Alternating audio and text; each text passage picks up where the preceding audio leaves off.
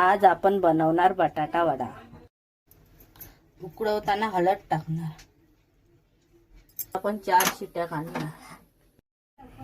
बटाटे सोलून घेणार। बटाटे स्मॅश करून घेणार। आलं, लसूण, मिरची बारीक खलबत्त्यात वाटून घेणार। राई चांगली तडतड होते है ना।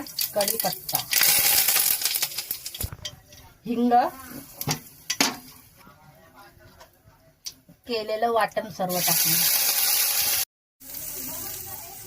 बटाटा टाकणार।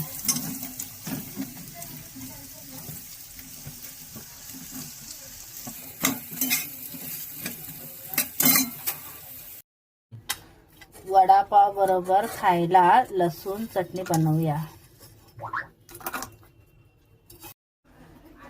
खोबरं बारीक झालं, लसूण टाकणार।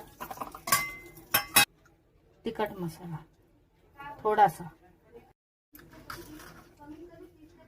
मीठ, लसूण, मीठ, तिखट मसाला, खोबरं हे सर्व टाकून चटणी तयार केली। कोथिंबीर टाकून वडे तयार करून घेणार।